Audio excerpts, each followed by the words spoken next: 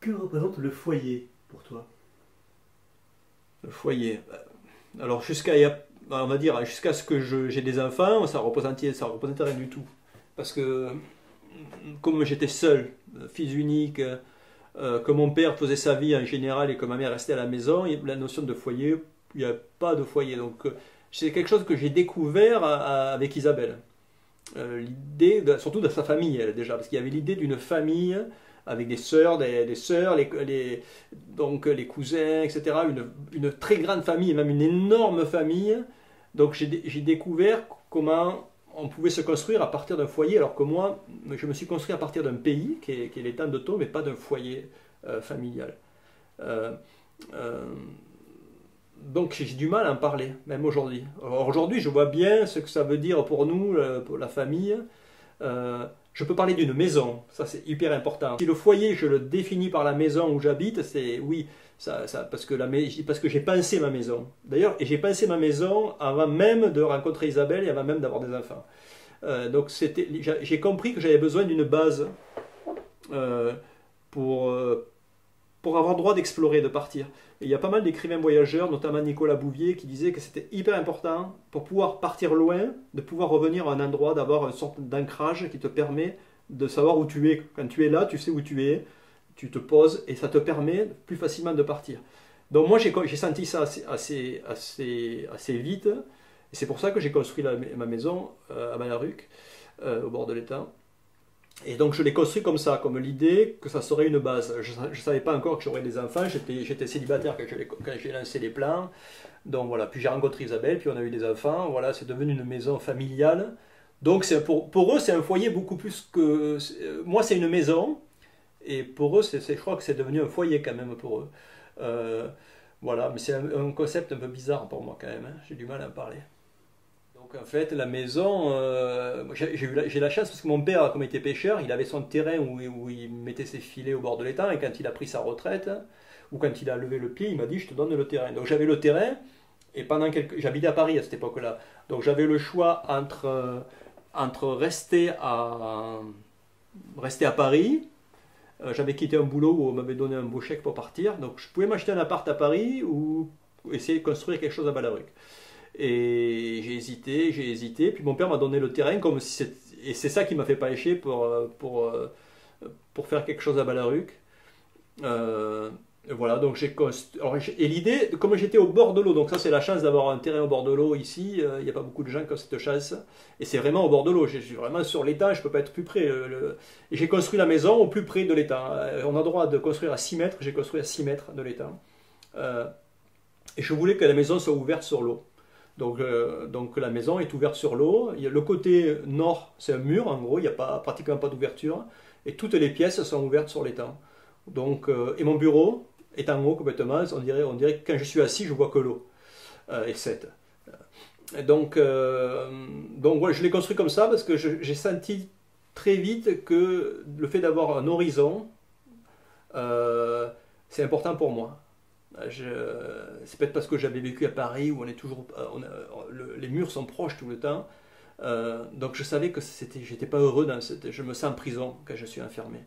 Donc je voulais pas que ma maison soit un mur. J'aurais préféré ne pas construire une maison que voilà, je voulais que ce soit ouvert. Donc c'est le contraire d'un foyer presque.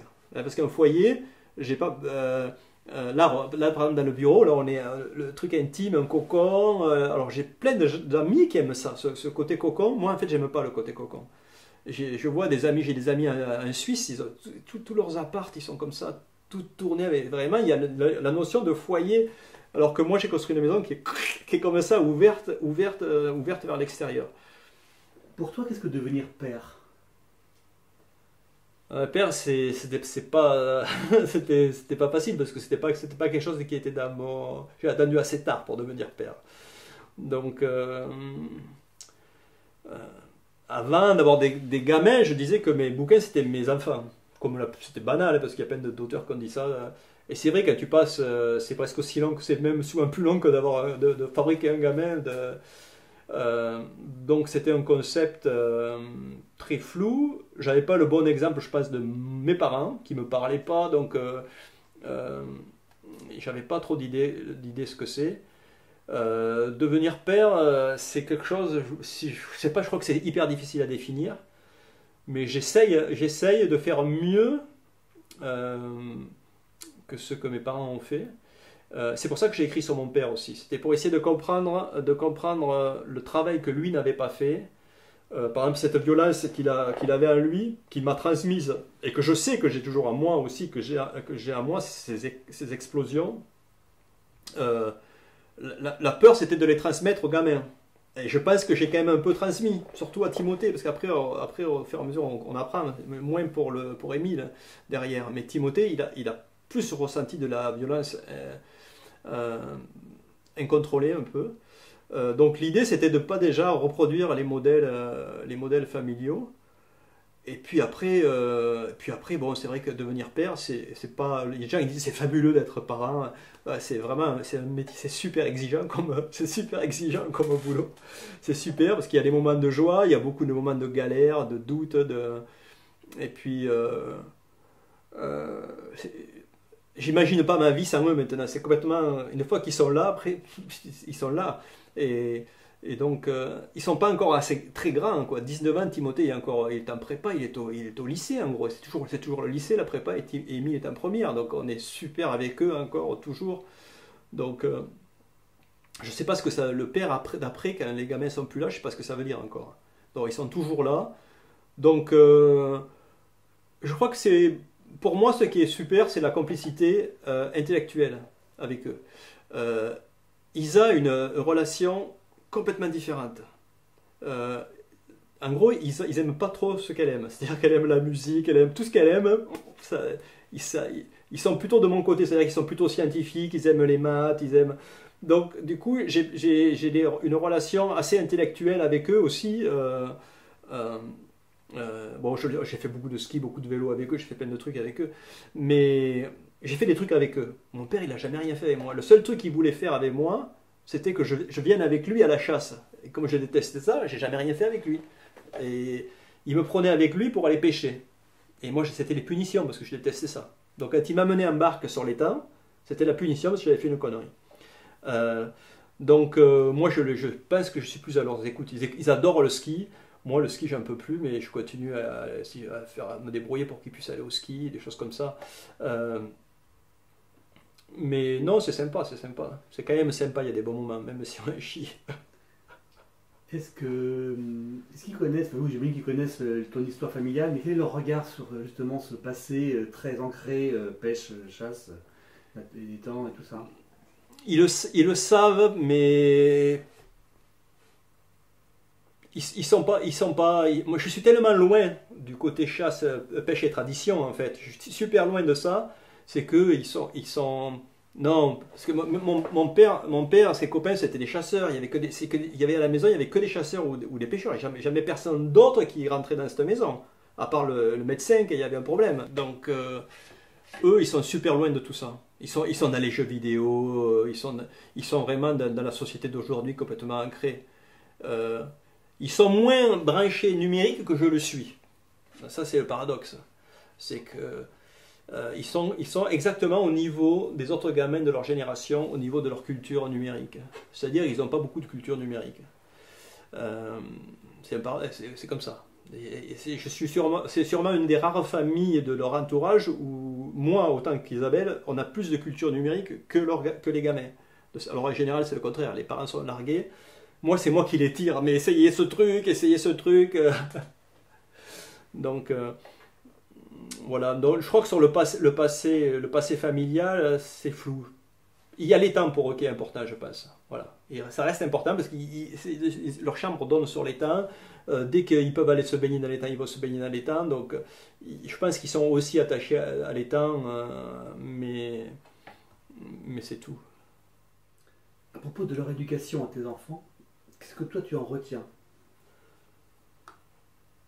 J'en retire que c'est difficile de leur laisser trouver leur voie.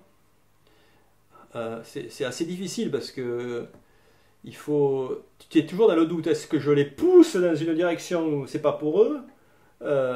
Donc c'est super difficile de savoir ce que tu dois dire, ce que tu dois. Euh, Donc j'en retire qu'il faut vachement de patience. Et, et comme je ne suis pas très patient, ça m'a peut-être appris la patience de me dire qu'il fallait laisser le temps. Il fallait laisser le temps, il fallait qu'ils grandissent, c'est comme si c'était des arbres en fait, il faut les laisser, il ne faut pas vouloir d'un seul coup. Je me rappelle quand ils étaient gamins, je ne comprenais pas pourquoi ils ne comprenaient pas les règles de 3, hein, les équations du premier degré, quoi, en résumé, et je ne comprenais pas, je devenais fou, mais Isabelle me dit, mais tu verras, t'inquiète pas, il va y arriver, et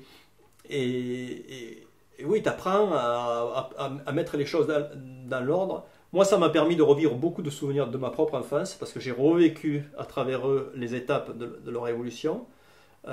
Et paradoxalement, Isa, à côté, comme elle vivait ailleurs, dans une situation complètement différente, jamais elle dit je retrouve rien de mon enfance dans leur histoire. Mais moi, oui, j'ai vu les étapes, des murs qui se prenaient, je vois. Donc, je ne sais pas si ça m'a permis de rester un peu plus jeune que je le saurais, ça, j'en sais rien. Peut-être. Peut-être que je fais beaucoup de vélo pour rester un peu en forme, pour pouvoir rivaliser, pas rivaliser avec eux, mais pouvoir les accompagner. Parce que rivaliser, je sais que c'est pas la peine. Je vois quand on a passé une semaine au ski, c'est pas la peine, je ne rivalise pas. Mais voilà, mais par exemple au ski, j'arrive à être heureux de les voir s'éclater. Moi, je reste là sur le bord de la piste, ils vont faire des trucs qui me font peur, mais je vois qu'ils s'éclatent, ça me suffit ça, c'est peut-être vieillir, d'être capable de voir ces gamins s'éclater, et toi, de te dire, bon, je regarde. À propos de tes enfants, qu'est-ce que tu souhaiterais qu'ils retiennent de toi?